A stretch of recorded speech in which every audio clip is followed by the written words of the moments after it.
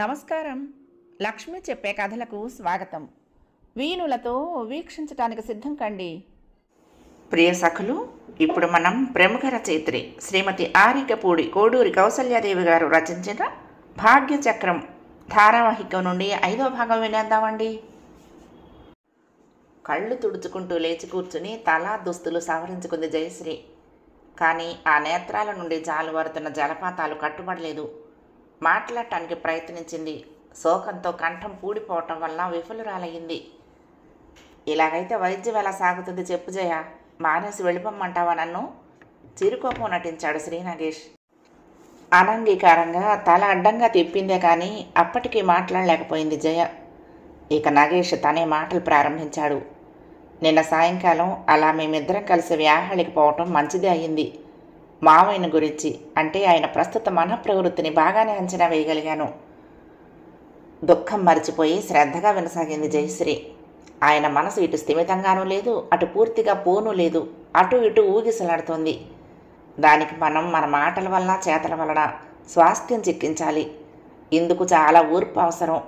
ఈ ఊరిని, మనుషుల్ని, నన్ను పూర్వం ఎక్కడో ఎప్పుడో చూసినట్లో తెలిసినట్లు అనిపిస్తున్నదట. చూసావా, ఆయన మతి కోలుకోగలదనటానికి ఎంతటి భరోసా ఇచ్చే విషయమో ఇది. చాలా శ్రద్ధగా తదేకంగా వింటున్న జయను చూసి ఆమె కాస్త స్థిమిత పడిందని గ్రహించిన శ్రీనాగేష్ చిరునవ్వుతో అడిగాడు. సరే, ఇంకా నేను మాట్లాడవలసిన విషయాలు చాలా ఉన్నాయి. ఇప్పుడు జరిగిన సందర్భం ఏమిటో నువ్వు వివరించగలవా అన్నాడు. ఏడవలేని నవ్వు నవ్వింది జయశ్రీ. ఏముంది, రోజుకు 4 ఉత్తరాలు రాసి పోస్టు చేయించమని చంపుకు తింటారు నాన్న. నేనేదో విసుగ్గా ఉండి చచ్చిన వాళ్ళకి ఎక్కడికని పంపించాలని అనేశాను అంతే. దాంతో ఆయనకు కోపం వచ్చింది. వింటూనే వ్యధిత హృదయుడయ్యాడు నాగేష్. అయ్యో జయ, నువ్వు అలా అని ఉండాల్సింది కాదు. చూడు, ఆ ఉత్తరాలు తీసుకుని అలాగే పంపించినట్లు, వారు బ్రతికే ఉన్నట్లు నటించు. ఆయన మనసుకు నచ్చేలాగా. నటన కష్టమే అయినా అవసరం కదా మరి. ఏంటి మాట్లాడవు? ఒక్కసారిగా తిరిగి ఏడ్చేసింది జయశ్రీ. అయ్యో ఇదేమిటి మళ్ళీ? ఆమె వెక్కిళ్ళే సమాధానాలయ్యాయి. జయ జాలిగా అనునయంగా తలనిమిరాడు శ్రీనాగేష్. అలా మనస్థైర్యం కోల్పోరాదు. నాకు తెలుసు, నీకిక చెప్పుకోవటానికి, ఆదరణను ప్రసాదించడానికి కూడా ఎవరూ లేరు. చాలా కష్టమే. కానీ చూడు, నన్ను నువ్వు కేవలం డాక్టర్గానే చూడటం చాలా దురదృష్టం. నేను కష్టసుఖాలు తెలిసిన మానవుణ్ణి కూడా. బంధుత్వం అటుంచు, పోనీ ఒక ఆత్మీయుడైన మిత్రునిగా, హితైషునిగా భావించి నీ మనసులోని బాధ అంతా నాకు చెప్పి భారం వదిలించుకో. కానీ మీ నాన్నగారి ఎదుట మాత్రం నేను చెప్పినట్లు చేయాలి. లేందే నేను ఈ వైద్యం కొనసాగించడంలో అర్థమూ ప్రయోజనము కనిపించవు అన్నాడు. ఏమో బావా, ఈ జీవితానికి అర్థమేంటో తెలియటం లేదు. మనుషులు పోయారు, సుఖ సంతోషాలు ఎగిరిపోయాయి, చదువు ఆగిపోయింది. ఈ పిచ్చి మనిషి నేను మిగిలాము. ఈ భయంకర నిశ్శబ్దంలో ఇలా కాలం గడపటం నాకెంత బాధగా ఉందో నీకు అర్థం కాదు. అర్థమైంది జయ, కనుకనే ఇలా నీ దగ్గర కూర్చుని ఓదార్చగలుగుతున్నాను. నీకు ఇంకా చిన్నతనం జయ, నీకు తెలీదు. ప్రతి జీవితంలోనూ ఏవో కష్ట నిష్ఠూరాలుంటాయి. ఏ మానవ ప్రాణికి పరిపూర్ణ సౌఖ్యం లేదు. అసలు ఏదో ఒక బాధను, దుఃఖాన్ని అనుభవించడానికే ఈ ప్రపంచంలో జన్మించడం అని నేను అనుకుంటూ ఉంటాను అన్నాడు. ఏడుపు మాని అవనత వదనయ్యి నిశ్శబ్దంగా వినసాగింది జయశ్రీ. నాకు తెలిసిన ఎన్నో కష్టాలను, దుఃఖాలను పోల్చి చూస్తే నీ బాధ అత్యల్పం జయ. అలాగే సర్దుకుపోవాలి కానీ అసంతృప్తితో దిగులు పడితే ప్రయోజనం లేదు. నిన్న మావయ్య చాలా ఆనందం ప్రకటించారు. వాహ్యాళి సమయంలో పచ్చటి చేలను చూసి ఆయన మనసు సంతోషపడింది. చాలా కులాసాగా, ఉత్సాహంగా ప్రవర్తించాడు. కానీ నేను గమనించింది ఏమిటంటే, పొలాల సేద్యము, వర్తక వ్యాపారాలు, రాజకీయాలు వంటి పెద్ద విషయాలలో ఆయన మెదడు శ్రమపడి ఆలోచించలేకపోతున్నది. చూడు జయ, నువ్వు కొన్ని పనులు చేయాలి. ఏమంటే ఆయనతో ఎప్పుడూ నవ్వుతూ సరదాగా మాట్లాడాలి. విసుగుదల కనపడనీయకూడదు. ఆ మాట్లాడే విషయాలు పెద్ద సమస్యలను, ఆలోచనలను రేకెత్తించేవి కాక తేలిగ్గా, హాయిగా ఉండాలి. తేలిగ్గా చదివి హాయిగా నవ్వుకోగల కొన్ని నవలలు తెచ్చాను నేను, హాల్లో ఉంచాను. అవి ఆయన చేత చదివించడం కానీ, నువ్వు చదివి వినిపించడం కానీ చేయాలి. అలాగే బావా. మరొక ముఖ్య విషయం, నువ్వు ఇటువంటి కొట్టొచ్చేటట్టున్న రంగు దుస్తులు కాకుండా కంటికి చల్లగా నిర్మలంగా ఉండే లేత రంగులు, తెల్లని దుస్తులు వాడాలి అన్నాడు ఆమె కట్టిన ఎర్ర రంగు చీరను చూస్తూ. ఆ మాటలు వింటూనే సిగ్గుపడిన జయశ్రీ కనురెప్పలు వాల్చి కనుకొలకొలలోని సిగ్గుదొంతరలనైతే కప్పిపుచ్చగలిగింది, కానీ చిక్కిళ్లపై మధుర లజ్జారుణ కాంతులను దాచలేకపోయింది. అది గమనించినట్లుగా శ్రీనాగేష్ మరొక సంభాషణలోకి దిగిపోయాడు. అమ్మకు చెప్పి చూశాను ఓసారి వచ్చి మామయ్యను చూడమని, కానీ వినలేదు. సాధారణంగా ఆమె నియమాలను ఎవ్వరూ మార్చలేరు, కానీ నువ్వు అనవసరంగా అంత పట్టుదలతో కూర్చోకు. ఒకసారి మా ఇంటికి రాజయ్య, బాగుంటుంది. నీకు అమ్మతో మాట్లాడటం వలన కాస్త మనసు తేలికవుతుంది. రాను బావా, తల అడ్డుగా ఊపుతూ తన ఖచ్చిత నిర్ణయాన్ని తెలియజేసింది జయ. నాన్నకు తన సొంత చెల్లెలు కాదా? ఇంత కష్ట సమయంలో కూడా నియమాలు నిష్టలు ఏంటి? ఒక్కసారంటే ఒక్కసారైనా వచ్చి చూసిన పాపాన పోయిందా? నేనైతే బ్రతికుండబట్టి సరిపోయింది, కానీ నేను చచ్చిపోయి ఉంటే ఏం చేసేది? అప్పుడు వచ్చి ఆయన్ను తీసుకువెళ్ళకపోయేదా? గడప దాటి రాదలుచుకోలేదు, ఇది నా నియమం అంటూ ఆయనను కర్మానికి వదిలేసి ఉండేదా? అడిగింది. నిస్సహాయంగా చూశాడు శ్రీనాగేష్. సరే, నీ ఇష్టం, నీది మరీ ఆవేశ ధోరణి అంటూ వెళ్ళిపోయాడు. అతడి నిష్క్రమణ అనంతరం అతడి సరళ సౌమ్యతలను గురించి కొద్దిసేపు యోచించకుండా ఉండలేకపోయింది జయశ్రీ. మధ్యాహ్నం 2 గంటల వేళ పొలాల నుండి తిరిగి వస్తున్నాడు శ్రీనాగేష్. శీతాకాలపు టెండ ఎక్కువగానే ఉన్నా మేనిని సోకుతున్న శీతల వాయువుల వలన తీక్షణత మరుగున పడి ప్రాణానికి సుఖంగానే ఉంది. నిండార విరబూసిన పలు రకాల పుష్ప సముదాయాలతో చిత్ర విచిత్ర గతులలో వయ్యారంగా నాట్యమాడుతున్న పచ్చని పైరు చేలతో నిండు వృక్ష సముదాయాలతో నిర్మలంగా ఉంది ప్రకృతి. ఏమేమో ఆలోచనలతో నడుస్తున్న అతడికి దూరాన ఎండలో మిలమిలలాడుతూ కనిపించిన లేత నీలిరంగు కారు కొంత ఆశ్చర్యాన్ని కలిగించింది. ఎవరా అనుకుంటూ కొంచెం నడక వేగం హెచ్చించాడు. మరీ విశేషం ఏదైనా ఉన్న సమయంలో మినహా పల్లెల్లో కార్లు కనిపించాయంటే ఆశ్చర్యమే. మరి ఆ కుగ్రామానికి కార్లు సాధారణంగా రావు. వచ్చినా అది మునసిబింటికి రావాలి, లేదా పట్టణాల్లో ఉన్న తన స్నేహితులు ఎవరైనా తన కోసం వచ్చి ఉండాలి అనుకుంటున్న అతడు కారుకు సమీపంలోకి వచ్చిన తర్వాత కొంత ఆశ్చర్యపోయాడు. కారు బోనెట్ని ఎత్తి ఒక యువతి ఇంజన్ దగ్గర ఏమిటో పరీక్షిస్తున్నది. అప్పటికే వాహనం చుట్టూ 7-8 మంది దారిని పోయేవాళ్ళు, దూడల్ని కాచుకునే కుర్రాళ్ళు పోగై వింతగా తిలకిస్తున్నారు. ఈ అమ్మే బండి నడిపేసుకొచ్చేసిందిరా, పట్నవాసిపోళ్ళు మొగోళ్ల మాదిరిగా సోగ్గా తిరుగుతారా? ఆ చుట్టూ చేరిన వాళ్ళు ఇష్టానుసారంగా వ్యాఖ్యానిస్తున్నారు. యువతి తలెత్తి అటు ఇటు ఇబ్బందిగా చూడసాగింది. ఆమె మనస్థితిని గ్రహించగలిగిన నాగేష్ పాపం ఏదైనా అవసరం వచ్చిందేమో పోయి సాయపడదునా అనుకున్నాడు. అయినా నన్ను అడగందే వెళితే ఏమనుకుంటారో అనుకుంటూ ముందుకు 2 అడుగులు వేశాడు. ఈ ఊరి పేరేమిటబ్బాయి అని ప్రశ్నించింది ఆమె చుట్టూ ఉన్న వారిలో ఒకరిని. ఆమెను విస్మయ దృక్కులతో తిలకిస్తున్న వారెవరికీ సమాధానం చెప్పాలని తోచలేదు. కానీ వెళ్ళిపోతున్న శ్రీనాగేష్కు ఆమె ప్రశ్న వినిపించి వెనుతిరిగాడు. ఇంతలో ఆ యువతి దృష్టి కూడా శ్రీనాగేష్ మీద పడింది. నారాయణపురం ఇక్కడికి ఎంత దూరం అండి అని ప్రశ్నించింది, ఎవరో మర్యాదస్తుడైన పల్లె యువకుడిగా భావించి. అదిగోనండి, అదే ఆ కనిపిస్తున్న పల్లె అంటూ ఎండకు ధరించిన గాగుల్స్ తీసేస్తూ కారు దగ్గరకు నడిచాడు శ్రీనాగేష్. డాక్టర్ బాబు అంటూ వాహనం చుట్టూ ఉన్న ప్రేక్షకులంతా కొంచెంగా దూరంగా తొలగి నుంచున్నారు. థ్యాంక్స్. శ్రీనాగేష్కు కృతజ్ఞతలు తెలుపుతూ ఆ యువతి కూడా తాను ధరించిన నల్ల కళ్ళద్దాలు తీసేసింది. అంతలో అతన్ని గుర్తించినట్లు, ఓ మీరా, నమస్కారం అంది 2 చేతులు జోడించి. ఆనందం, సిగ్గు, విచారం త్వరగా రంగులు మారిపోసాగాయి ఆమె వదనంలో. యాంత్రికంగా ప్రతి నమస్కారం చేసి అలాగే చూడసాగాడు శ్రీనాగేష్. మీకు నేను తెలుసా అండి అని ప్రశ్నించాడు. ఆమె విషాదం ఒలికిస్తూ నవ్వింది. మీకు నేను తెలుసు, కానీ మర్చిపోయి ఉంటారు. ఆ కంఠం, ఆ మాట వినగానే మరి ఆలస్యం లేకుండా స్ఫురణకొచ్చింది శ్రీనాగేష్కి. ఓ మీరా, తెలుసు, క్షమించండి, ఏమిటిలా వచ్చారు అన్నాడు. శ్రీపతి గారు వారి అమ్మాయి ప్రస్తుతం ఈ ఊళ్ళో ఉంటున్నారట. ఒకసారి చూసిపోదామని. ఏ స్నేహ బాంధవ్యాలు లేకున్నా పరిచయస్తులను ఒకసారి చూడటం మానవ ధర్మం కదా. పిచ్చాయని ఇంటికి పిచ్చాయన్ని చూడటానికి వచ్చింది. చూపరులు గుసగుసలతో చెప్పుకున్నారు. మీరు బంధువులేగా వారికి, వారిల్లు మీకు తెలిసే ఉంటుందిగా అడిగింది శ్రీలక్ష్మి అతన్ని. కారు ఊళ్ళోకి పోనేవాడిని చెప్తాను, నేను నడుస్తూ ఉంటాను అన్నట్టు కారుకేమీ ట్రబుల్ లేదు కదా? లేదు, ఇంజన్ హీట్ అయితే కొంచెం కూలింగ్ ఇచ్చాను అంతే అందామే బోనెట్ దింపేస్తూ. రండి, మీరు కూడా కలిసి వెళ్ళిపోదాం. మళ్ళీ మీరు నడవటం దేనికి? ఫ్రంట్ డోర్ తీస్తూ అతన్ని ఆహ్వానించింది. ఎందుకులేండి, అంతా కలిసి ఓ అరఫర్లాంగ దూరం. మీరు తిన్నగా మెల్లిగా పోనివ్వండి అన్నాడు. ఆమె తిరిగి మాట్లాడలేదు, కానీ డోరుపై చెయ్యి వేసి అలాగే అతని వంక చూస్తూ నిల్చుంది. ఆ నేత్రాలలోని అభ్యర్థనను మరి తృణీకరించలేకపోయాడు శ్రీనాగేష్. కనిపించి కనిపించని చిరునవ్వుతో సరే పదండి అంటూ వచ్చి సీట్లో కూర్చుని తలుపు వేసుకున్నాడు. ఆమె తృప్తిగా నిట్టూర్చి స్టీరింగ్ చేతపట్టింది. భలే భలే. కారు స్టార్ట్ కాగానే పిల్లలంతా సంతోషంతో చప్పట్లు కొట్టారు. పల్లెజనం అన్నాడు శ్రీనాగేష్ మరి వ్యాఖ్యానం అవసరం లేకుండా. గ్రహించినట్లు, అటువంటి సంఘటనలను పట్టించుకున్నట్లు నిర్లక్ష్యంగా నవ్వి ఊరుకుంది ఆ యువతి రోడ్డు పైననే దృష్టి నిగిడ్చి.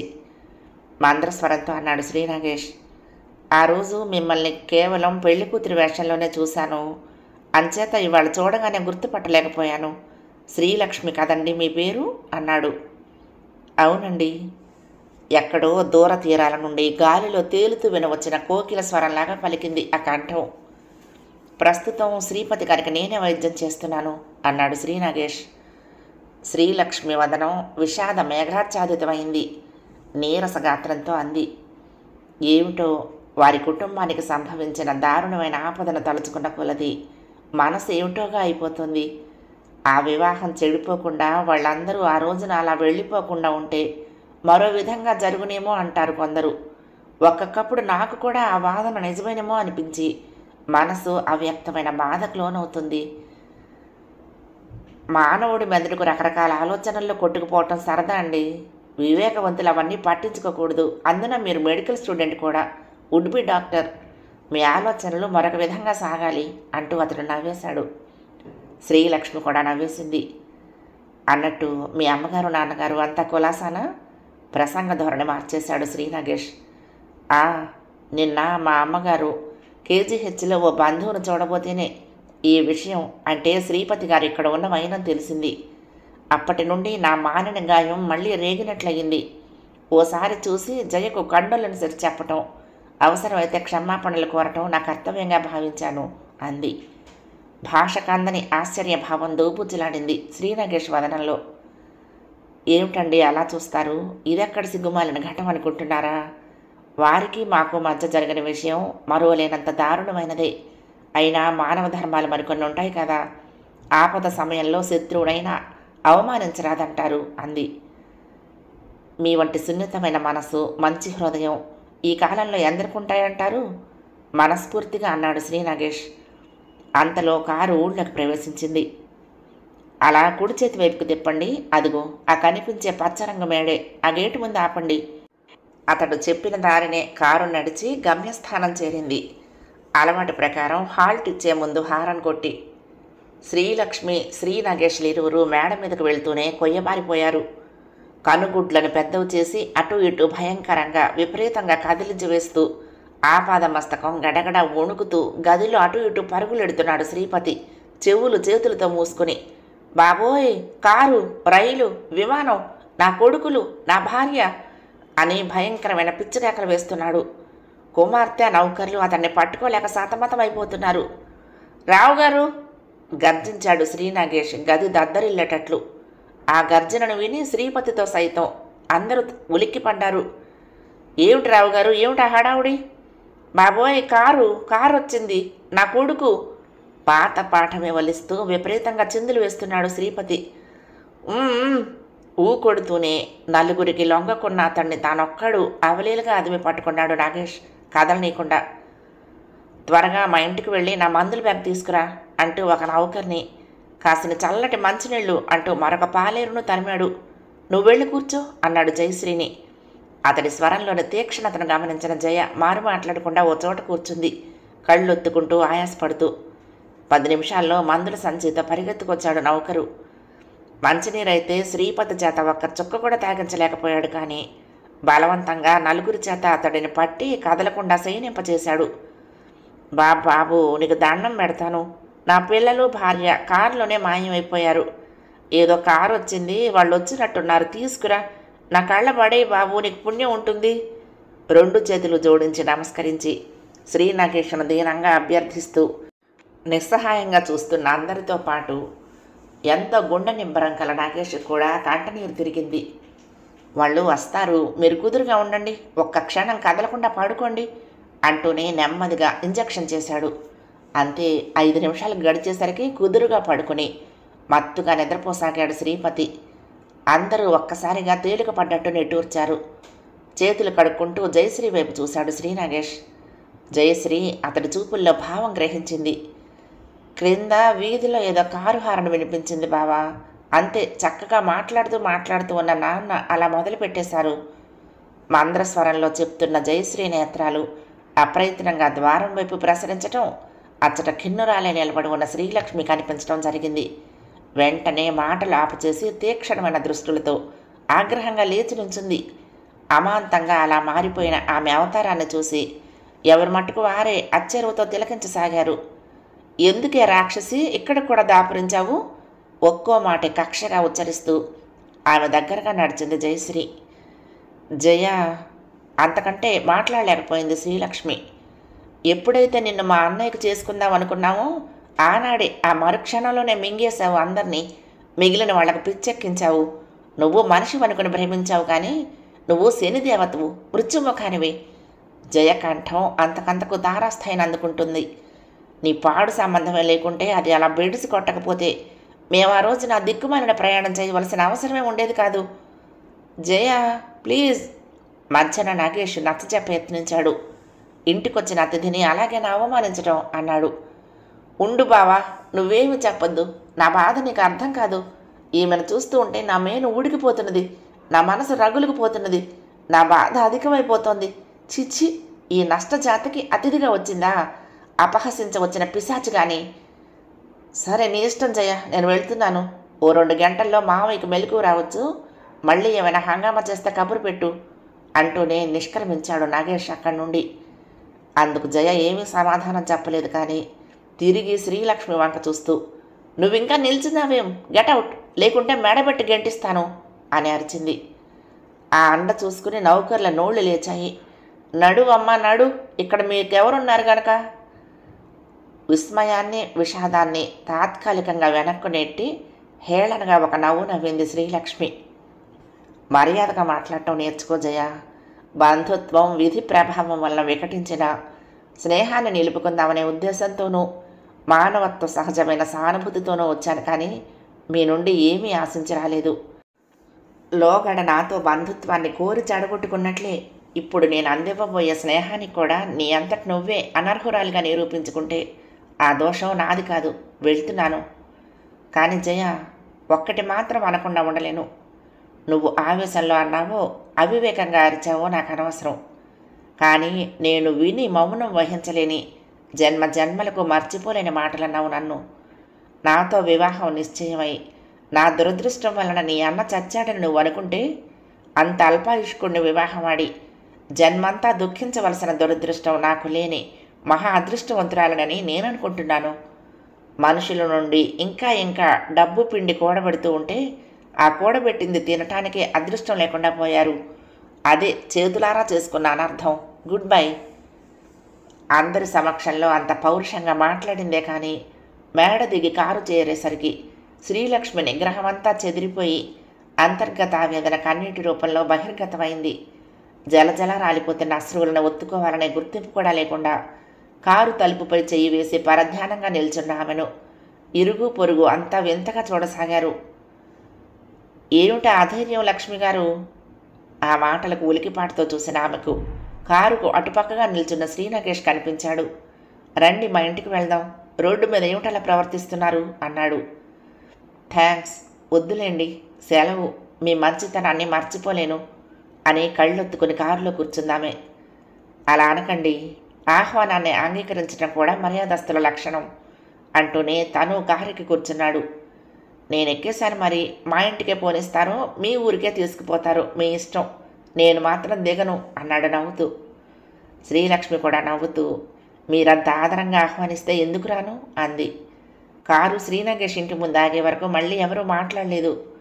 ఒక నౌకరు పరుగును వచ్చి కారు తలుపు తీసి చేతులు కట్టుకు నిల్చున్నాడు. దిగండి లక్ష్మి గారు అన్నాడు శ్రీ నాగేష్ దిగి.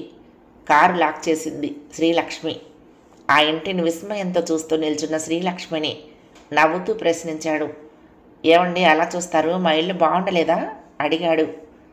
ఆమె మధురంగా నవ్వింది. పల్లెలో వారికి కూడా ఇంత మంచి ఇళ్ళు ఉంటాయా అని. ఏం మీ పట్నం వాసం వాళ్ళకే ఉండాలా మంచంతా? ఇద్దరూ నవ్వుకున్నారు.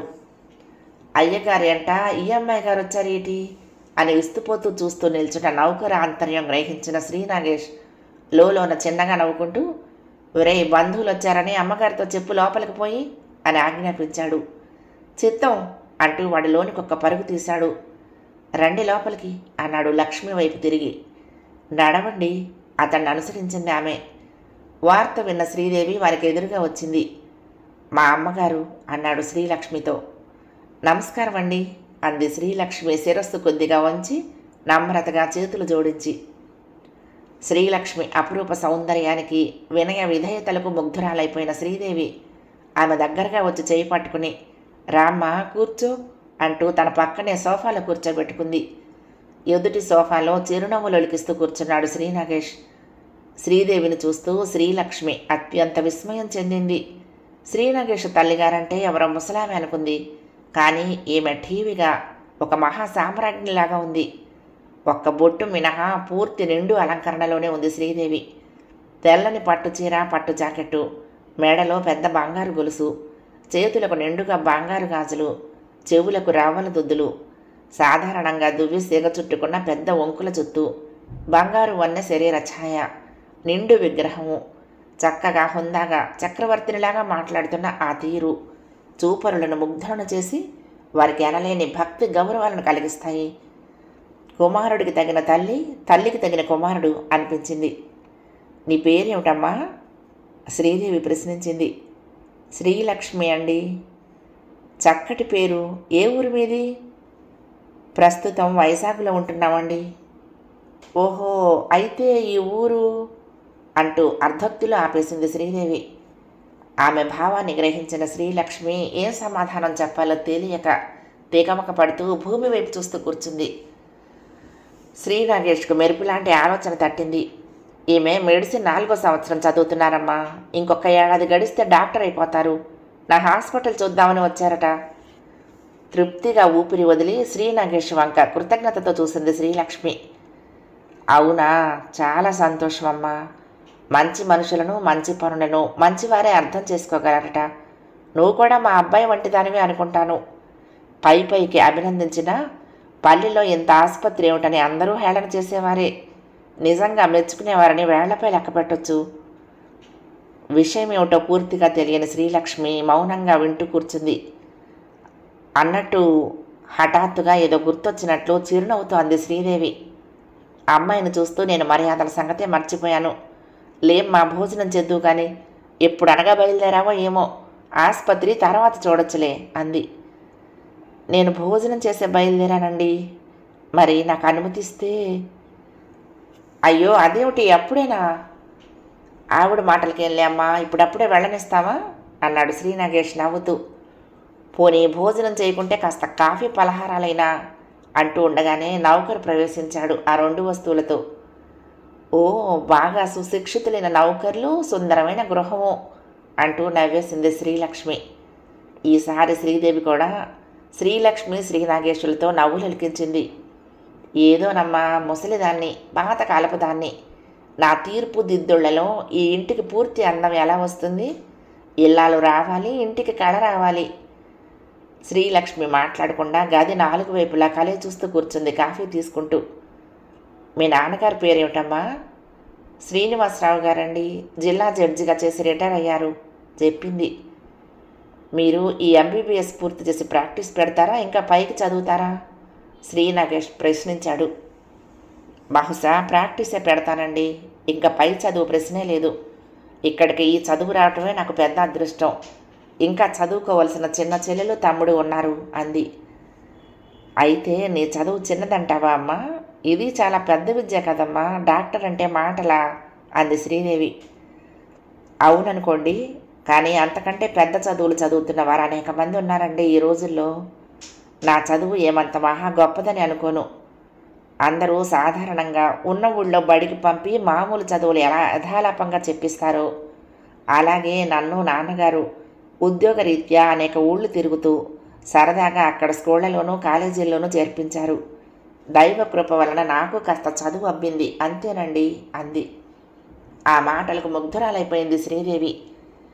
ఇంత అణకువ నమ్రత ఉండటం అన్ని విధాల మంచిదమ్మా, నాకు నచ్చావు. నీ వంటి అమ్మాయి సాక్షాత్తు లక్ష్మీదేవిలాగా ఇలా మా ఇంటికి రావటం, పరిచయం కలగటం చాలా సంతోషంగా ఉంది నాకు. ఇవాళ చాలా మంచి రోజు అంది. అంత పెద్ద ఆమె తనను అలా ప్రశంసిస్తూ ఉంటే శ్రీలక్ష్మి వదనం సిగ్గుతో భూమిలోకి కృంగిపోయింది. రండి హాస్పిటల్ చూద్దాం. శ్రీ నగేష్ లేచి దారి తీశాడు. సూర్యరశ్మిలో చక్కగా మెరుస్తూ తళతళలాడుతున్న వెండి రంగు అక్షరాలను చూస్తూ కొలది క్షణాలు చెకుతురాలే నిల్చుంది శ్రీలక్ష్మి.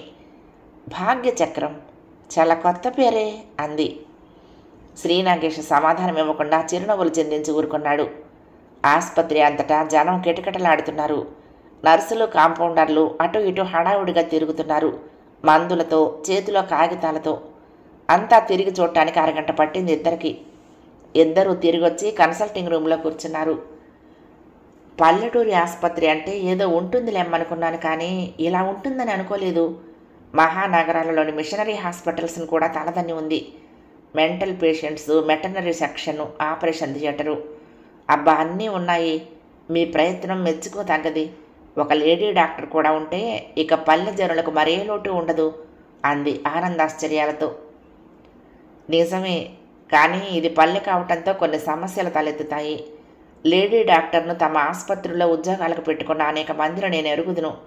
వాళ్ళకేదో గొడవ వచ్చి విడిపోవటం, ఆ పైన ప్రజలు తమ ఊహకు అందినట్లు రకరకాల కథలు ప్రచారం చేయటం జరుగుతుంది. అవి నిజం కాకున్నా సరే నలుగురు నమ్ముతారు. డాక్టర్ల విలువ తగ్గుతుంది. అది ఆసుపత్రికి, డాక్టర్లకు కూడా క్షేమకరం కాదు. ముఖ్యంగా డాక్టర్ విషయం అటు ఉంచండి.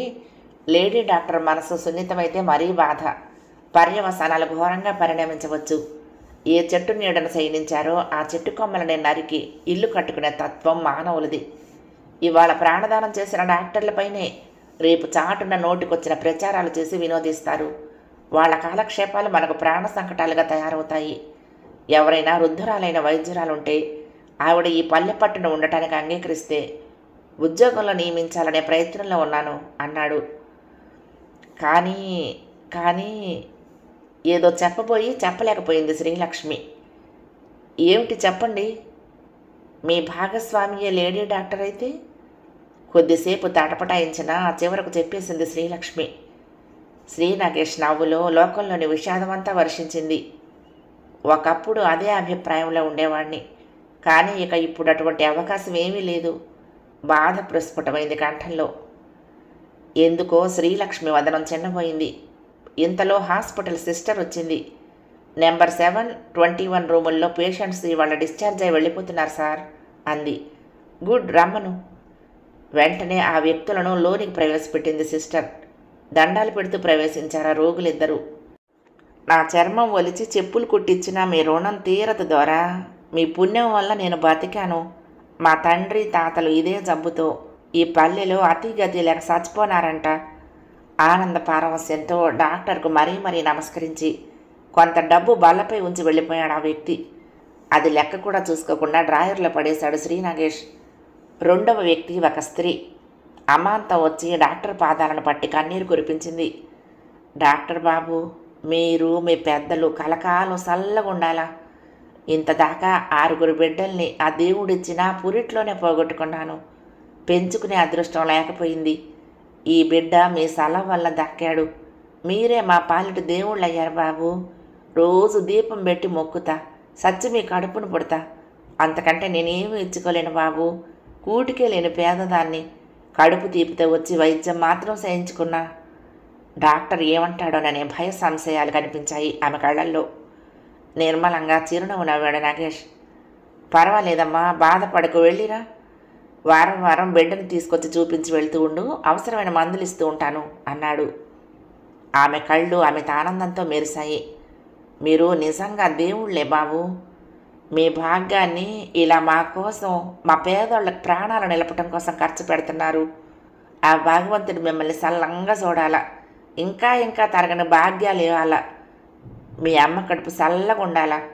తృప్తితో అటు ఇటు 7 తరాల వారిని మనసారా దీవిస్తూ వెళ్ళిపోయింది ఆ స్త్రీ. ఏదో అనిర్వచనీయమైన సంతోష సంతృప్తులు వెల్లివిరిశాయి. అంతా విస్ఫారిత నయనాలతో విలోకిస్తున్న శ్రీలక్ష్మి మానసవీణ ఆ క్షణంలో మధుర భావాలు మీటుతూ అతని మహనీయ ఆదర్శాలను గానం చేసింది. ఆహ్లాద మనస్కాయి ప్రకాశంగా అంది. అర్థమైంది. మీ ఆసుపత్రికి ఎంత మహత్తరమైన నామకరణం ఎందుకు చేశారో. ఈ పల్లె జనులకు ఆరోగ్య భాగ్యాన్ని ప్రసాదించే ఈ నిలయానికి మీరు చక్రవర్తులన్నమాట.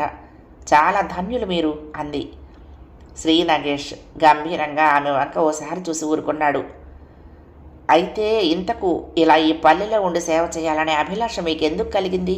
ఎలా కలిగింది? నా చిన్ననాటి అనుభవాలు మీరు ఓపికగా వినగలిగితే చెప్తాను అన్నాడు. చెప్పండి. మీ చేత ఎంతటి మహత్కార్యం చేయించిన ఆ కారణాలేమిటో వినగలగటం కూడా అదృష్టమే అంది. గాతాన్ని స్మరించుకుంటూ అర్ధనిమీలిత నేత్రుడే చెప్పసాగాడు శ్రీ నాగేష్.